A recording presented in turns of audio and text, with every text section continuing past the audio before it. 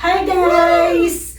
Guys, andito kami sa nursery room ni Baby at hindi pa talaga tapos actually. So, ayun yung clip.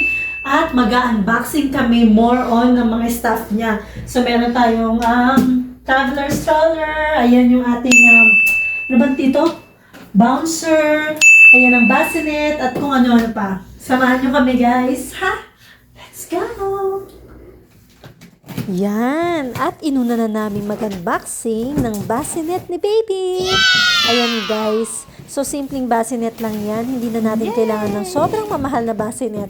But anyway, habang 1 to 3 months si Baby hanggang 4, so katabi lang siya ni Ma'am Shinyo. Ayan, dun siya sa kabilang room for now. Then kapag medyo lumaki-laki pa siya, magkakaroon na siya ng sarili niyang space. So, space talaga na meron naman CCTV para makikita namin siya at mamamonitor. So, alam niyo naman, ganyan ang practice nila sa Western world, which is okay lang naman din. Well, anyway, malapit lang naman ang mga room namin. So, there you go. Ang ganda, di ba? I love the color actually, guys. Kung makikita nyo. At actually, neutral color yan. So, if ever, na next time magka-baby, pwede na rin yan sa pambabae, o diba? Para hindi na tayo bili ng bili. And ayan na nga, second unboxing. Diyan namin ilalagay yan. So, para siyang kulambo or cortina, parang ganun. At saka, alam mo yun guys, parang nung bata ka, syempre wala ka namang masyadong arting ganyan. Pero, alam nyo na, pag firstborn child, parang lahat talaga ibibigay mo yung best, diba? Tsaka ang tagal din namin talagang inantay si Baby. Ay, nako, nakaka-excite. Ayan guys, at saka, ay, iba talaga ang feeling kapag motherhood ka na hindi na pas na sa mga bagay para sa sarili mo. Lahat ay para kay Baby na. O, diba? Ayan, buti na lang itong asawa ko, napakasipag at saka, ay, siya talaga gumagawa ng lahat kasi nga ang sakit ng tiyan ko kapag yuyo ko, ng likod ko, lahat na ata masakit guys. Kaya ako, supervise lang tayo. Siya lahat ang nag-aasikaso, nag-aayos. So, happy naman siya sa ginagawa niya. Ayan. So, yay! Lapit na. Konting kembot na lang pala. Ayan. Nagtago pa talaga. Ikaw si Baby kaya. O, diba?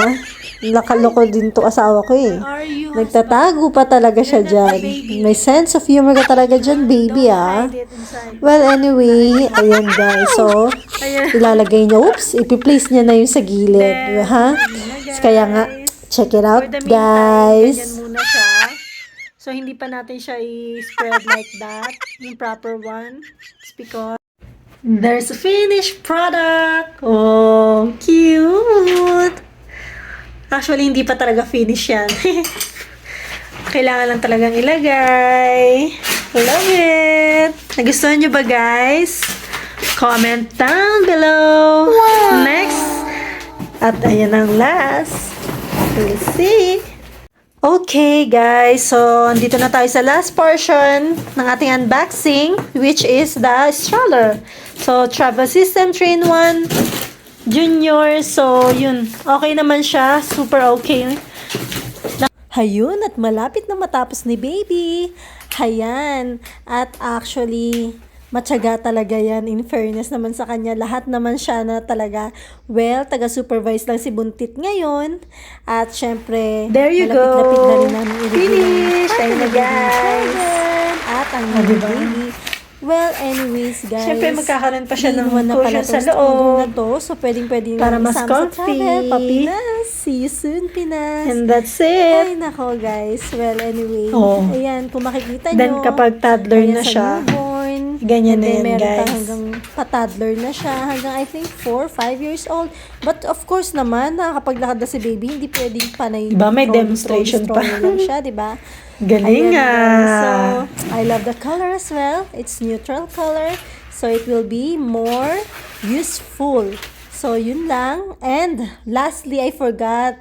Hindi ko pala na-videohan to. Ayan pala ang kanyang, ano bang tawag dyan? Baby, ano ba?